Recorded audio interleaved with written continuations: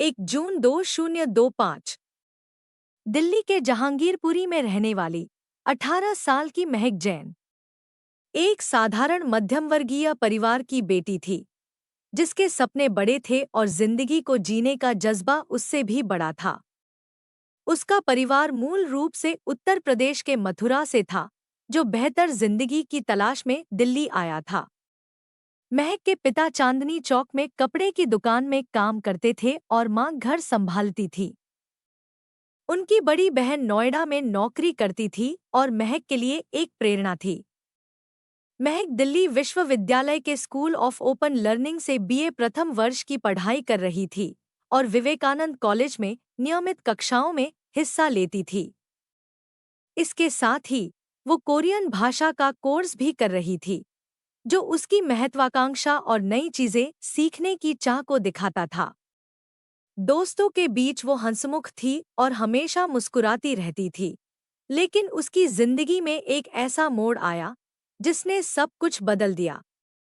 अर्शकीरत सिंह उर्फ अर्श 22 साल का एक युवक था, जो रानी बाग में अपने परिवार के साथ रहता था। वो भी महक की तरह दिल्ली विश्वविद्यालय के स्कूल ऑफ ओपन लर्निंग से बीए कर रहा था। दोनों की मुलाकात कॉलेज में हुई थी और धीरे धीरे उनकी दोस्ती गहरी हो गई थी, जो बाद में प्रेम में बदल गई।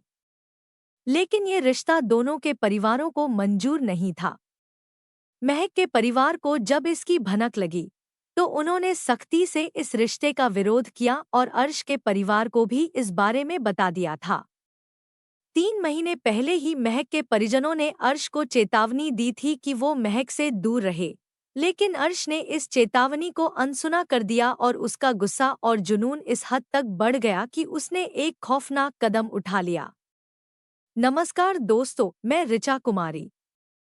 दोस्तों, पूरी सच्चाई जानने के लिए वीडियो को लास्ट तक देखिए, लेकिन उससे पहले अगर आपने अभी तक मेरे चैनल को सब्सक्राइब नहीं किया है, तो अभी सब्सक्राइब कर लें, क्योंकि मैं इस चैनल पर इसी तरह की क्राइम स्टोरी लाती रहती हूँ और आपको ऐसा करने में सिर्फ 2 सेकंड लगेंगे। इससे मुझे काफी मदद हो जाएगी। तो बात है 1 जून 2025 की।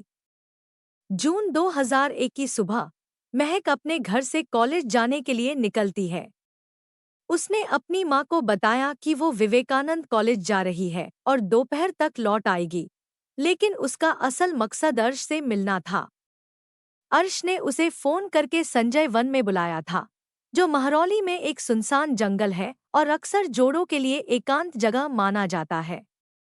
सुबह 8:30 बजे अर्श संजय वन के गेट नंबर 5 पर पहुंचा और करीब 10:30 बजे महक वहां आई। दोनों जंगल के अंदर गए, जहां कोई भीड़ नहीं थी।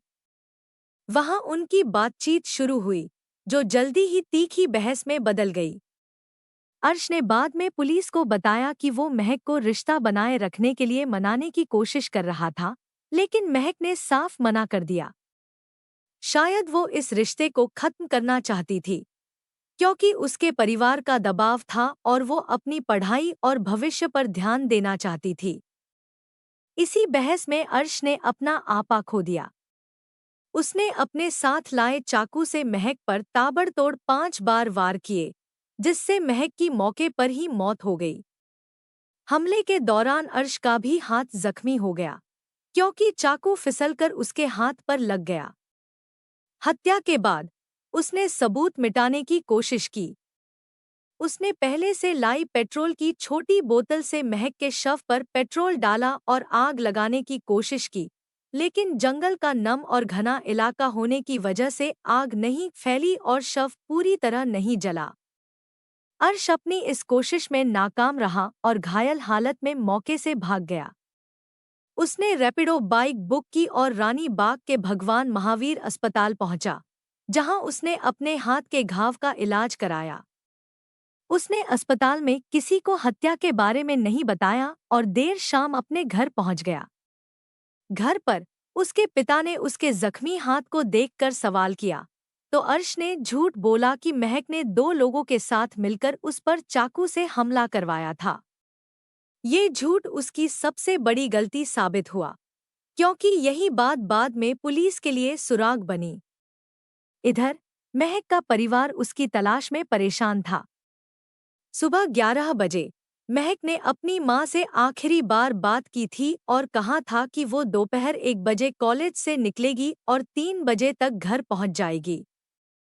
लेकिन जब वो शाम तक नहीं लौटी और उसका फोन बंद मिला, तो परिवार घबरा गया। उन्होंने उसकी सहेलियों से संपर्क किया, लेकिन कोई जानकारी नहीं मिली। देर शाम अर्श के पिता का फोन आया, जिसमें उन्होंने बताया कि महक ने उनके बेटे पर हमला करवाया है और वो संजय वन में है। ये सुनकर परिवार के होश उड़ गए। महक का परिवार तुरंत जहांगीरपुरी थाने पहुंचा, लेकिन वहां पुलिस ने उन्हें महरौली थाने जाने को कहा, क्योंकि संजय वन महरौली थाना क्षेत्र में आता है। गंभीरता से नहीं लिया और उन्हें संजय वन चौकी भेज दिया। वहां परिवार का आरोप है कि पुलिसकर्मियों ने उनके साथ बदसलूकी की और भगा दिया। निराश होकर वो फिर महरौली थाने लौटे और वरिष्ठ अधिकारियों से शिकायत की। इसके बाद पुलिस ने रात में 2 बार संजय वन में तलाशी की, लेकिन अंधेरे की वजह से शव नहीं मिला। 2 जून की सुबह पुलिस ने फिर से संजय वन में सर्च शुरू किया और करीब 10 बजे महक का शव एक सुनसान इलाके में मिला। शव पर चाकू के निशान थे और पेट्रोल की गंध थी, जो अर्श की सबूत मिटाने की कोशिश को दिखाता था। लेकिन शव मिलने के बाद एक नया विवाद शुरू हो गया। संजय वन का आधा हिस्सा किशनगढ़ थाना क्षेत्र में आता है और आधा महरौली में। इस वजह से दोनों थानों की पुलिस में 2 घंटे तक ये बहस चली कि केस कौन दर्ज करेगा। इस दौरान महक का परिवार और परेशान हुआ। आखिरकार वरिष्ठ अधिकारियों के दखल के बाद महरौली थाने में हत्या और सबूत मिटाने की धाराओं में केस दर्ज हुआ। केस दर्ज होते ही पुलिस ने अर्श को मुख्य संदिग्ध माना, क्योंकि महक के परिवार ने पहले ही उसके और महक के रिश्ते की बात बताई थी और अर्श के पिता का फोन भी अहम सुराग था। पुलिस ने रानी बाग में अर्श के घर पर छापा मारा और उसे हिरासत में ले लिया। ये गिरफ्तारी 2 जून की दोपहर को हुई, यानी हत्या के करीब 24 घंटे बाद।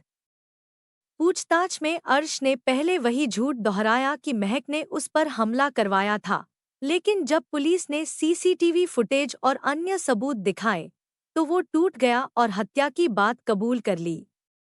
उसने बताया कि उसने महक को संजय वन बुलाया था, क्योंकि वो रिश्ता खत्म होने से परेशान था और गुस्से में उसने चाकू से हमला कर दिया। उसने ये भी माना कि उसने शव को जलाने की कोशिश की थी, लेकिन नाकाम रहा। पुलिस ने जांच को और मजबूत करने के लिए कई कदम उठाए।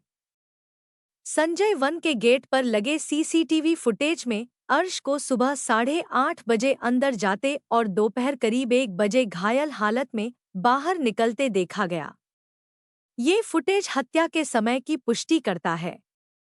पुलिस ने अर्श और महक के फोन की कॉल डिटेल्स और चैट हिस्ट्री खंगाली, जिसमें पता चला कि अर्श ने सुबह महक को फोन किया था। फॉरेंसिक टीम ने घटनास्थल से चाकू और पेट्रोल की बोतल बरामद की, जिस पर अर्श के उंगलियों के निशान मिले। शव को पोस्टमार्टम के लिए भेजा गया, जिसमें पुष्टि हुई कि महक की मौत चाकू के गहरे घावों और खून बहने से हुई थी। अर्श के हाथ का घाव भी चाकू से ही था, जो हमले के दौरान फिसलने से हुआ था। पुलिस ने भगवान महावीर अस्पताल के रिकॉर्ड्स भी चेक किए, जहां अर्श दोपहर 2:30 बजे इलाज के लिए पहुंचा था। रैपिडो ड्राइवर ने भी बयान दिया कि अर्श घायल और घबराया हुआ था। अर्श के घर से खून से सने कपड़े मिले, जिन्हें फॉरेंसिक जांच के लिए भेजा गया और खून का डीएनए महक से मिला। इन सबूतों ने अर्श को पूरी तरह कटघरे में ला खड़ा किया। पुलिस ने ये भी जांच की कि क्या हत्या में कोई और शामिल था, क्योंकि अर्श का चाकू और पेट्रोल पहले से लाना ये दिखाता था कि उसका इरादा सुनियोजित था। हालांकि पुलिस ने अर्श को जल्दी पकड़ लिया, लेकिन उनकी शुरुआती लापरवाही ने परिवार को बहुत परेशान किया। महक के परिजनों का कहना था कि अगर पुलिस ने पहले गंभीरता दिखाई होती, तो शव पहले मिल सकता था। सीमा विवाद ने भी जांच में देरी की, जिसकी वजह से परिवार और गुस्से में था। इस मामले ने मीडिया और सोशल मीडिया पर खूब सुर्खियां बटोरीं, जिसने पुलिस पर दबाव बनाया और उन्हें तेजी से काम करना पड़ा। अर्श को कोर्ट में पेश किया गया और उसे न्यायिक हिरासत में भेज दिया गया। पुलिस अब इस बात की जांच कर रही है कि हत्या पूरी तरह अर्श का अकेला काम थी या इसके पीछे कोई और साजिश थी। ये कहानी सिर्फ एक हत्या की नहीं, बल्कि प्रेम, विश्वासघात और सामाजिक दबावों की भी है। महक एक ऐसी लड़की थी जो अपने सपनों को पूरा करना चाहती थी, लेकिन अर्श का गुस्सा और उसका जुनून उसकी जिंदगी छीन ले गया। पुलिस की जांच ने अर्श को सजा के करीब ला दिया है। इस कहानी को सुनाने का मेरा मकसद किसी के दिल को ठेस पहुंचाना नहीं है, बल्कि इस कहानी के माध्यम से लोगों को जागरूक करना है। लेकिन ये घटना समाज को ये सोचने पर मजबूर करती है कि ऐसी त्रासदियों को कैसे रोका जाए और पुलिस की जवाबदेही को कैसे बेहतर किया जाए। महक के परिवार को अब सिर्फ न्याय का इंतजार है, जो उनकी बेटी को वापस तो नहीं लाएगा, लेकिन शायद उनके जख्मों को कुछ हद तक भर सके।